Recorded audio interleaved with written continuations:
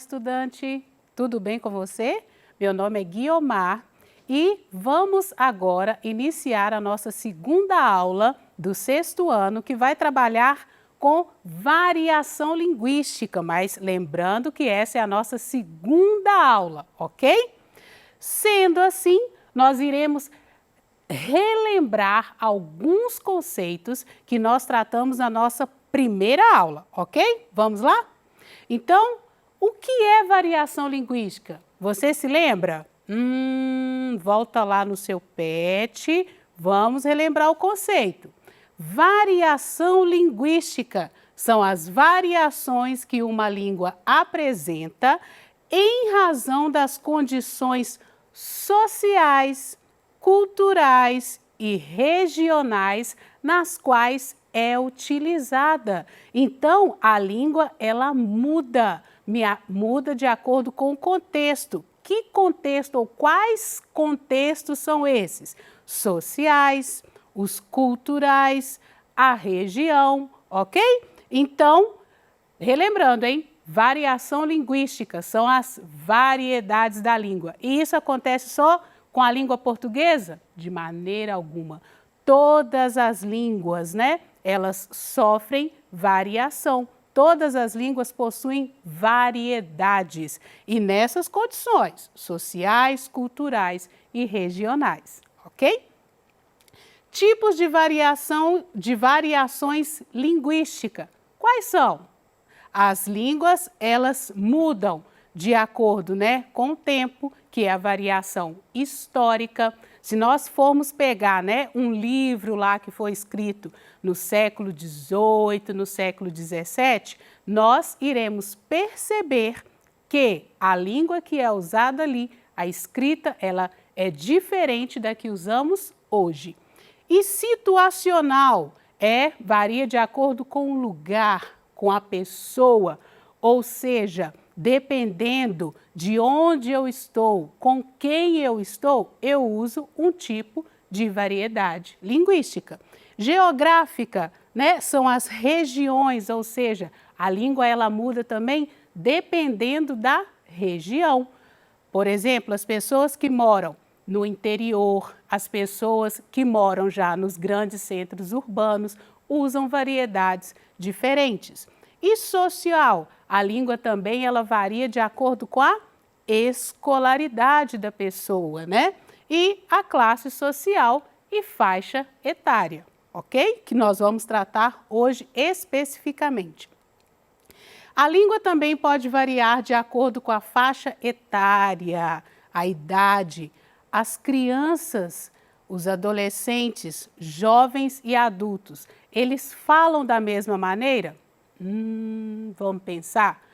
Por exemplo, se você tem uma criança na sua casa, né? Uma criança de 1, 2, 5 anos. Se formos comparar a linguagem dessa criança com a linguagem de um adolescente, de um jovem, de um adulto, é a mesma? Não, obviamente, né? Então, temos também a variação de acordo com a faixa etária. Tipos de linguagem, relembrando também, linguagem formal aproxima-se da norma padrão. Vamos relembrar também o que é a norma padrão? A norma padrão é aquela língua que se aproxima da escrita, das normas gramaticais. A norma padrão é aquela que estabelece as regras de escrita, não é isso? Então, essa é a norma padrão. Como a língua varia, nós tínhamos que ter uma língua como modelo, e essa é a norma padrão. Linguagem informal é aquela usada no cotidiano, ela é mais espontânea, né? E não preocupa-se com essas regras, ok? A linguagem informal é utilizada em situações mais descontraídas no cotidiano, despreocupada com o uso de normas gramaticais, foi o que nós falamos, permeada por gírias e coloquialismo. Esse coloquialismos está dentro também da noção de linguagem informal. Ocorre na fala ou na escrita. Por exemplo, ô João, você vai lá em casa hoje? Geralmente, né, nós percebemos, né, encontramos pessoas que falam assim, ô João, você vai lá em casa hoje? E outro exemplo, na escrita, por que você não veio aqui em casa? Percebam as abreviações que nós temos. Em mensagem de texto, né, do seu celular, o WhatsApp, nós percebemos esses registros. Todos esses registros, tanto na fala quanto na escrita, pertencem à linguagem informal. Gírias. Você sabe o que é gíria? Normalmente são criadas por um grupo ou classe social ou profissional. Elas são criadas no intuito de substituir termos formais da língua, ou seja, não podem ser interpretadas de maneira literal, e sim em seu sentido conotativo ou figurado. Então vamos lá. Gíria são aqueles termos, né, que nós percebemos em alguns grupos, né, de jovens ou até mesmo adultos, mas são grupos específicos. Por exemplo, os surfistas, eles têm algumas falas, eles usam algumas palavras que se enquadram, né, aí como gírias, porque são termos que são usados no grupo deles, né, no grupo ali, no contexto em que eles vivem. Também nós temos como exemplo, podemos colocar os grupos, vamos pensar assim, né? Os funkeiros, por exemplo, eles podem ter gírias também, palavras que eles usam entre eles. Os rappers, os MCs, sim, eles podem ter ali alguns termos que eles usam junto, né, com as pessoas que fazem parte do seu contexto. Por serem criadas por determinado grupo, muitas vezes são incompreendidas por outros, mostrando a identidade de determinados grupos, pois aos poucos vai fazendo parte do processo de comunicação entre pessoas daquele círculo social. Ou seja, se nós estivermos perto dessas pessoas, provavelmente, se eles pronunciarem, né, uma dessas gírias, nós não vamos compreender. Por quê? É própria daquele grupo, são palavras, né, que pertencem àquele grupo.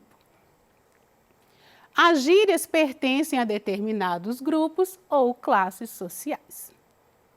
Características das gírias, retomando, pertencem a determinados grupos ou classes, possuem sentido conotativo ou figurado. O que é isso? Não pode ser interpretadas no seu sentido literal. Se nós formos lá no dicionário, provavelmente nós não vamos encontrar o registro ali, né, de algumas gírias. Embora, dependendo do dicionário, ele já apresenta esses registros sim.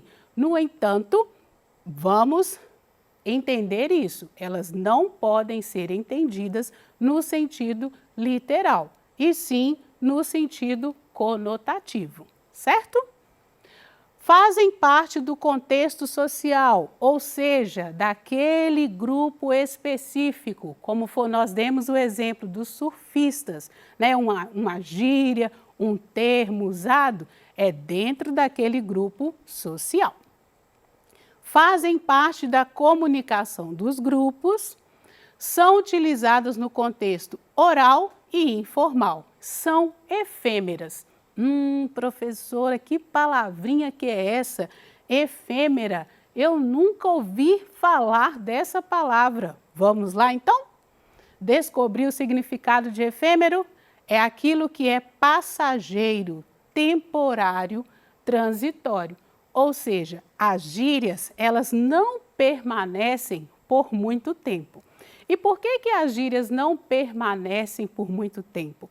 Porque como são palavras, são termos próprios daqueles grupos, se as pessoas começarem, né, serem usar por outros grupos sociais, por outras pessoas, aquela gíria já deixa de ser um termo que identifica daquele determinado grupo.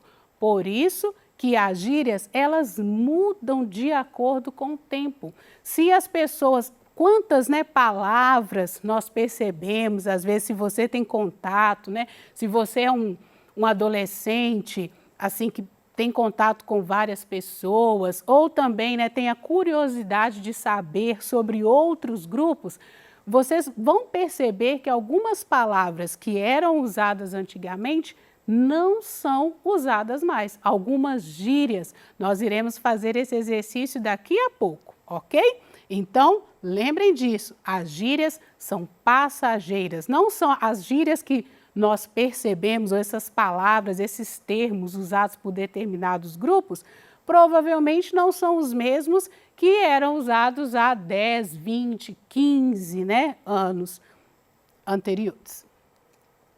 Exemplos de gírias. Você já ouviu falar dessas gírias aqui, hein? Broto. O que significa broto? Quando, por exemplo, né, os meninos ou as meninas falam assim, nossa, aquela menina é um brotinho, né? O que isso significa? Que é bonito. E esse aqui, bafafá. Tá rolando o maior bafafá lá fora. O que isso significa? Confusão. Carango.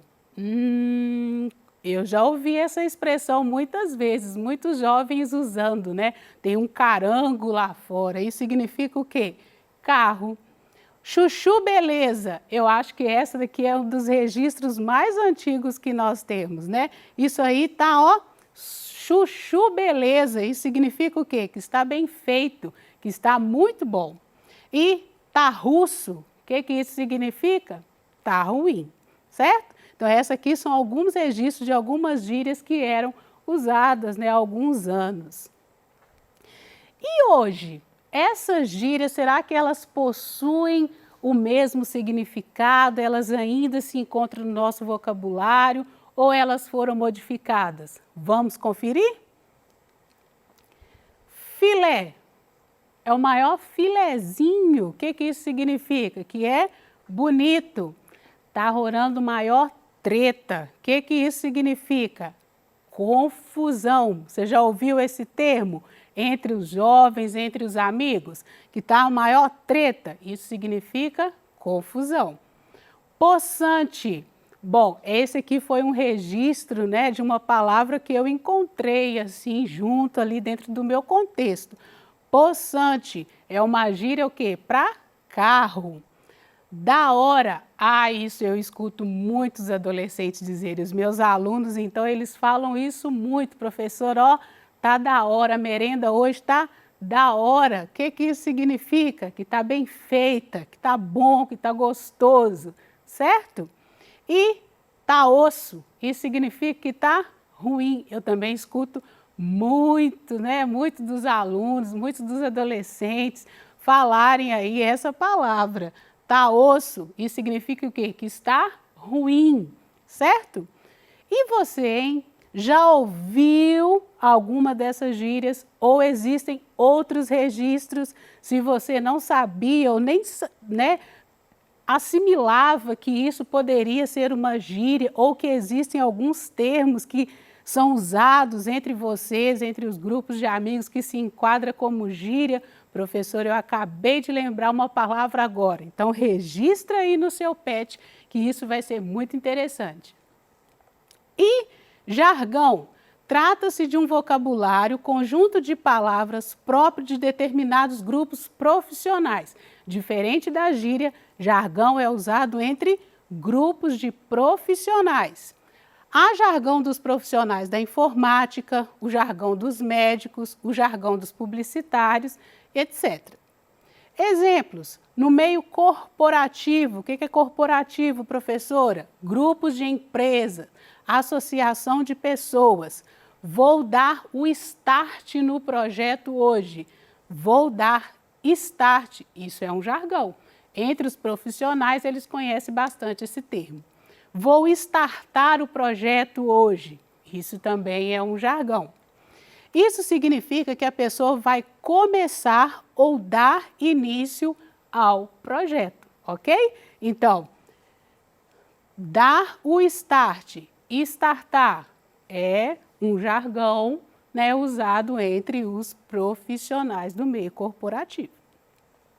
Na área jurídica, juízes, advogados, observa-se o uso de peticionar, que quer dizer pedir ao juiz. Então, a diferença entre gíria e jargão. Gírias são termos que substituem, né, palavras e usada entre grupos sociais, um determinado grupo de pessoas. E jargão já é usado entre profissionais, um grupo profissional, certo? Essa é a diferença entre gíria e jargão. Agora, você, dentro da sua casa, por exemplo, né, aquelas pessoas que trabalham, que pertencem a um grupo de profissionais, existe algum termo que você já ouviu essas pessoas dizerem que você não entendeu? Ou às vezes quando você percebe, né, as pessoas conversando, aí você ouve uma palavra diferente, será que isso aí já despertou alguma curiosidade para você? Tenta relembrar aí e anota no seu pet também, para você lembrar que hoje nós falamos sobre gíria e jargão, ok?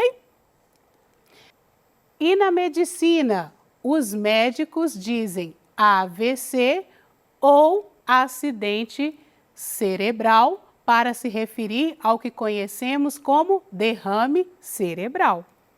Percebam que existem algumas palavras que os profissionais usam diferente, né, daqueles que não pertencem àquele grupo profissional.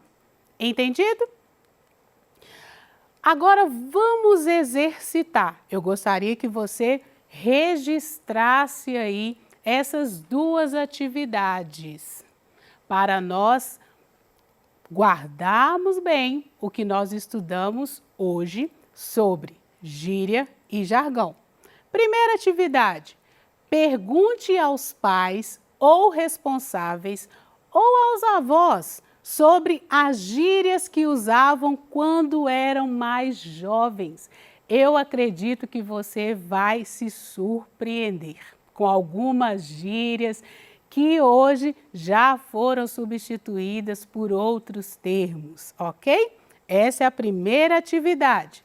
Segunda atividade, pergunte a um profissional de uma área qualquer, né? Quais palavras são usadas no ambiente de trabalho? Ai, professora, mas eu estou achando que isso pode ser muito difícil. Não, há um profissional, né? Aquele que está dentro mesmo do seu círculo familiar, pessoas que trabalham fora. Certamente existem algumas palavras, alguns termos que eles usam, né, junto com seus pares, junto com seus colegas, que não é do nosso conhecimento, né? Algumas palavras que não são do nosso conhecimento, ok? Espero que você tenha gostado da aula de hoje, que você tenha aprendido, né, assimilado a diferença entre gíria e jargão, porque fazem parte também do contexto daquilo que nós conhecemos e estudamos sobre variações linguísticas, são as variedades da nossa língua, que constitui e nada mais é do que a nossa riqueza. Ok? Muito obrigado pela sua participação de hoje, por ter assistido essa aula e continue aí fazendo os exercícios do seu pet. Muito obrigada.